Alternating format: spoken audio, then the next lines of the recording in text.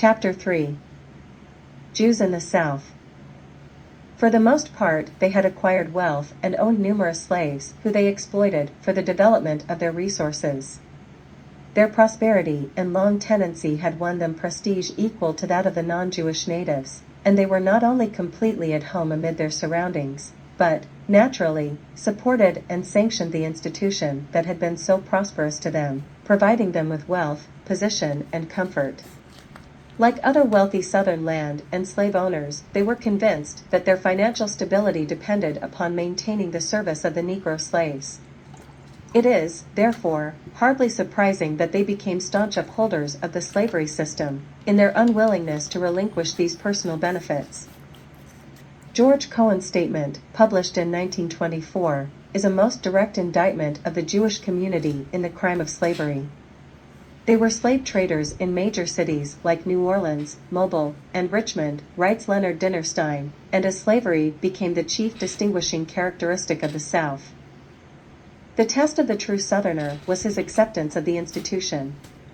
Southern Jews appear to have had little ambivalence, doubt, on this score. Rabbi David Einhorn of Baltimore is the only prominent Southern Jew who is known to have spoken out against slavery. Others either kept silent or gave wholehearted support to the Southern ideology. Jews were indistinguishable from other white Americans in their attitudes and treatments of blacks. When King Cotton dominated the South, Jews began to enter the planter class in substantial numbers. Slave dealing was an extremely profitable business, particularly in the lower South, which required a constant resupply for its newly developed plantations. The Upper South produced more slaves through natural increase and breeding than its overworked soil required, creating interracial commercial opportunities. Plantation supplies became the bread and butter Jewish enterprise, with their goods of all descriptions keeping the Southern slave economy in motion. At no time did Southern Jews feel tainted by the slave trade, and they were found at every level of slavocracy.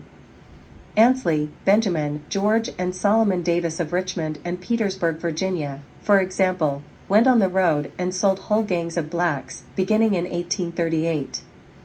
Benjamin Mordecai of Charleston, West Virginia, had large slave pens alongside his warehouses, and at one sale in 1859 he purchased $12,000 worth of Africans. Jacob Levin of Columbia, South Carolina, and Israel I. Jones of Mobile, Alabama, were leaders of their Jewish communities and among the biggest dealers of black people of the mid-19th century. One of the leading auctioneer houses of New Orleans was operated by Levi Jacobs, who paraded blacks on the auction block, selling slaves bred in America. Feingold, in Zion in America, said, "We can fairly assume that Jews did not differ substantially from their fellow Southerners in their animus, hostility, towards people of color." Mississippi, Jews approved of, or at least did not think of opposing, the slave system. The most prominent of Southern Jews rose in defense of slavocracy. As might be expected, writes Jacob Marcus, Southern Jews defended the slave system, and individuals among them were among the institution's most vigorous apologists. David Yulee, born Levy, the first Jew elected to the U.S. Senate, retired to join the Confederacy. Another Jew, Judge Samuel Haydenfeld, regularly demonstrated that his sympathies were with the Confederacy. Slave owning was a status symbol among Jews, who held slaves in higher proportion than other Southern families, in fact, by almost 2-to-1 higher. 3/4 of the Jewish households in Charleston, West Virginia, and Savannah, Georgia, and 1/3 in Baltimore, Maryland, held one or more Africans. The average in Savannah was 5, and according to the census of 1820, the average Jewish household nationwide had 3 slaves. There appeared to be no reason, other than lack of purchase price, for a Jew to be without a black slave. Even those Jews who review American Jewry of that period prove the wealth of an individual by the number of slaves they held. Some used a high slave count as proof of Jewish industry, diligence, and business prowess. Skill. A study of the different centers of the Southern Jewry reveal a common dependence on the black African and a definite self-interest in maintaining the slave system. As William Toll has written, long tradition and business instinct told him, when in Rome, to act as a Roman. While hardly a flattering picture, Jewish historians of Southern communities did not contradict it. Virginia. Virginia was originally established by staunchly Anglican Britons who were uninterested in assimilating with any other religionist. For this reason, and for the lack of populous centers of commerce, Jews were not attracted to Virginia in the same way as they were to other states, and never reached the economic pinnacle that the Jews of Newport and New York achieved. But the Jews did not exempt themselves from Virginia's slave trade. This slave-breeding state saw the immigration and establishment of many Jews in the plantation economy. Elias Legardo came on the ship Abigail in 1621, Joseph Moss and Rebecca Isaac came in 1624 on the Elizabeth, John Levy had 200 acres at James City County in 1648, Manuel Rodriguez owned a plantation in Lancaster County in 1652, David da Costa exported tobacco from his plantation in 1658, Michael Israel was a border ranger and militiaman in 1758 and purchased 80 acres in Albemarle County. In 1757, and in 1779, he had 300 acres on Mitchum's River. John Abrams also owned a plantation in Virginia. The founders of Richmond's Jewish community were men such as Israel and Jacob I. Cohen, Samuel Myers, Jacob Mordecai, Solomon Jacobs, Joseph Marks, Zelma Rehane, and Baruch and Manuel Judah, all slaveholders.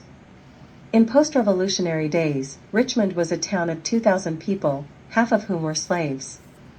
By 1788, 17% of the white population were Jews, and all but one of the Jewish householders held a domestic servant, a slave. One of them had 3. Author Myron Berman confirmed that most of the Jews of Richmond in the early 19th century possessed slaves. A famed 19th century historian traveled through the South and gave an account of the growing Jewish post-Civil War presence among the blacks. There is a considerable population of foreign origin in Virginia, wrote Frederick Law Olmsted in the Cotton Kingdom. Generally of the least valuable class, very dirty German Jews, especially, abound, and their characteristic shops, with their characteristic smells, quite as bad as in Cologne, are thickly set in the narrowest and meanest streets, which seem to be otherwise inhabited mainly by Negroes. Virginia's Jewry remained and prospered with little resistance from the white Gentile. They were well respected and became pillars of their local communities. Carolinas. In 1826, the value of the slave in the South was about $300 million. Of this, about a fifth belonged to residents of South Carolina. The demand for slaves had grown to such an extent that a slave was worth 7 to 10 times as much in 1860 as at the end of the Revolutionary War.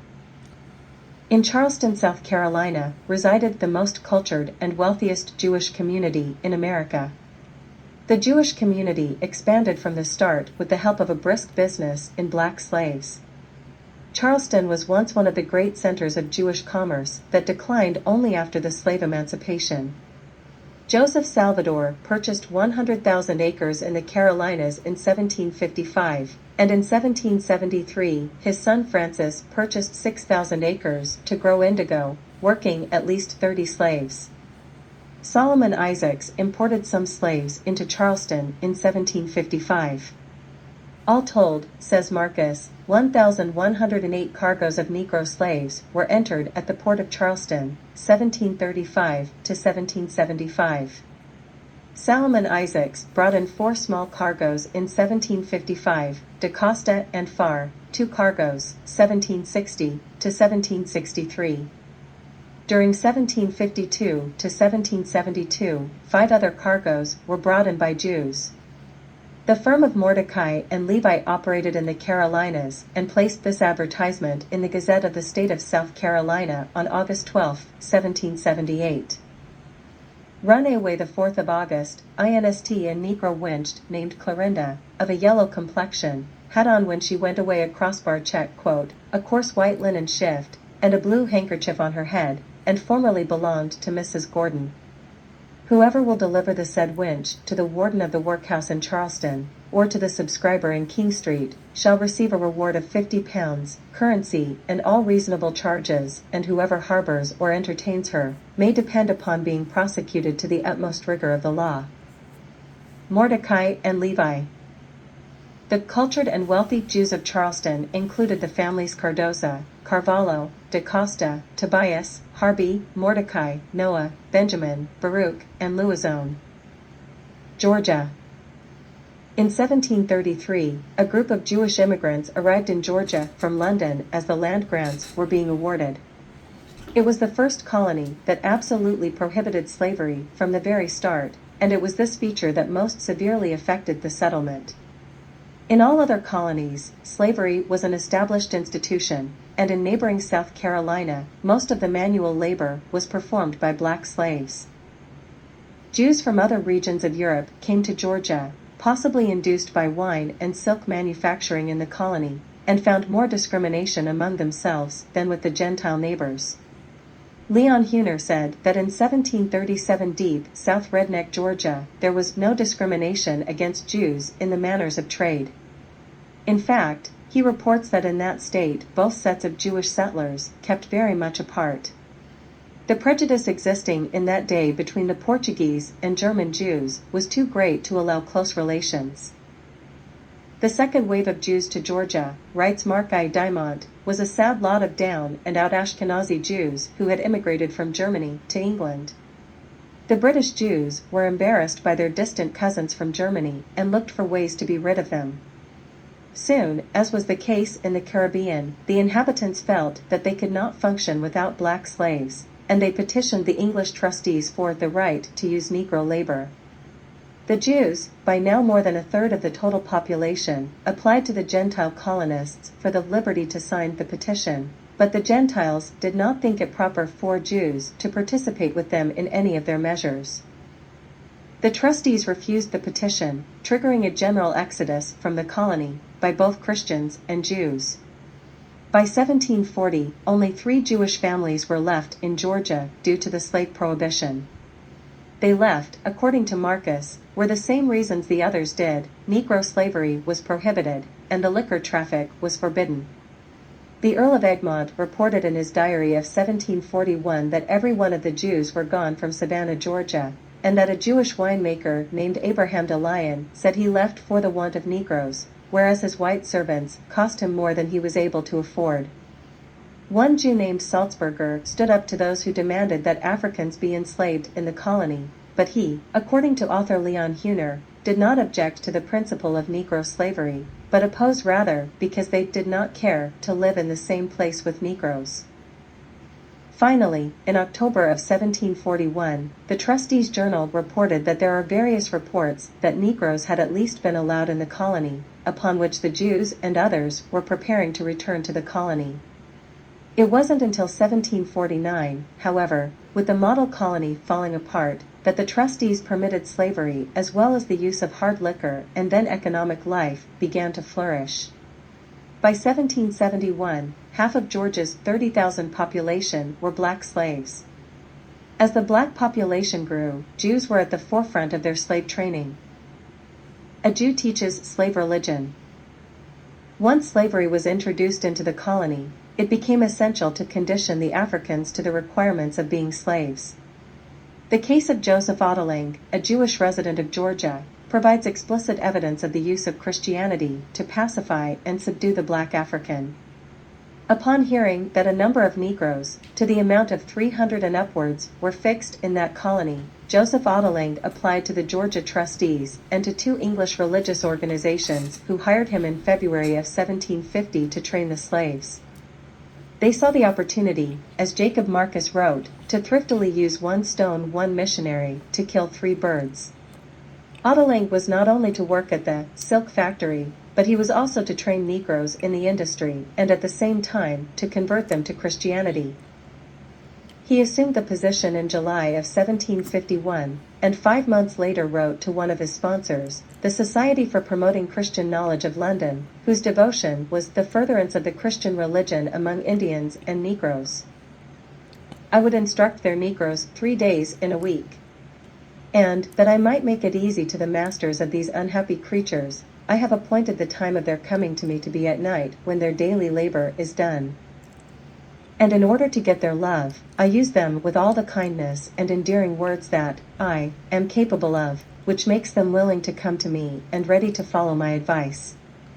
And as rewards are springs that set less selfish minds than these unhappy creatures possess, on motion, I have therefore promised to reward the industrious and the diligent, and I hope through time's grace that 'twill have its due effect. He went on to say how he would travel to the plantations to spur them on and give to them a little more sense of religion than they have at present. In November of 1753, he lamented that, "It is true that the number of slaves I teach is not so great as I could wish, by reason of their penurious, mean masters who think that they should be great losers, should they permit their slaves to learn what they must do to be saved, not considering that he would be a greater gainer if his servant should become a true follower of the blessed Jesus, for in such a case he would have, instead of an immoral dishonest domestic, a faithful servant." 1 year later, he added, "Again, slavery is certainly a great depressor of the mind, which retards thus their learning a new religion, proposed to them in a new unknown language, besides the old superstition of a false, African, religion to be combated with. And nothing harder to be removed, you know, than prejudices of education, riveted by time and entrenched in deep ignorance, which must be overcome by slow advances, with all the patience and engaging means that can be studied, to make them fall in love with the best of all religions, and so to captivate their minds as to give all their very little leisure to the study of it." In 1755, the colonial legislature had decreed that blacks were not to be taught to write, so Ottolenk probably only taught the reading and reciting of Bible passages. In another letter of October of 1759, he details the hardship he has encountered exhorting black people to forsake paganism and embrace X.T. Later that year, he ceases employment over a salary dispute. Ottolenk had other interest in Georgia. As a landowner, he started with 50 acres and gradually built up a series of farms and plantations totaling over 2,000 acres. By 1754, he reportedly owned 2 slaves and later 12. In 1757, as a justice of the peace, he tried a black man for theft and ordered his execution. While Georgia's Jews took care, as German Jews Ebenezer saw it, to keep down Negro slaves and the Roman Catholics, there was no discrimination against Jews in matters of trade and no obstacle to Jews holding office in the colony. Blacks had no such freedoms in Georgia's early years, due in part to the efforts of the Jewish community. Despite this distressing report of the conditions of Georgia's slave population, much of it from his own pen, Jewish historian Leon Huner concludes, "In the record of the Jews of the colony of Georgia, there is no stain." Other southern Jewish communities where data exists includes Louisiana, where New Orleans supported an active community of traders, including slave traders. To be sold. By Nathan Levy, in Front Street, Philadelphia. A likely Negro woman, about 25 years old, fit for town or country. Jews in the West. Evidence of Jews and blacks in the American western frontier is sketchy, though it is known that Jews were miners and traders in the far west, with extraordinary success. The utilization of slave labor by Jews in these endeavors has not been well documented, though their economic achievements are impressive. In Don W. Wilson's paper entitled Pioneer Jews in California and Arizona, 1849 to 1875, published in the Journal of the West, he outlined the Jewish influence on trade in the region. As they had done in the East, the Jews in California concentrated in the clothing and dry goods trades.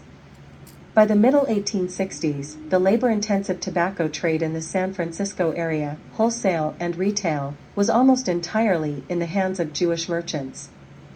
According to Wilson, it was not an exaggeration in 1865 when a newspaper editor wrote, "Merchandise, from the time it is freighted on the clipper ships until it is consumed, passes principally through the hands of Jewish merchants. As importers, jobbers, and retailers, they seem to monopolize the trade. Their commercial position is high indeed, and without them now, trade would almost become stagnated in the state. The express companies in the interior depend mainly upon them for support, and the freight and package list continually abound with their names." Dr. Samuel Lilienthal of Philadelphia asked a group of San Francisco businessmen to write down the names of San Franciscans who they believe had assets of $1 million or more.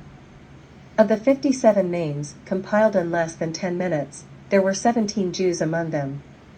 A taxpayer list of 1865 included the tax assessments of Jewish firms in the following manner: one firm with an assessment of over $300,000, one over $150,000, one over $100,000, four over $75,000, five over $50,000, 17 over $20,000, and 20 over $10,000.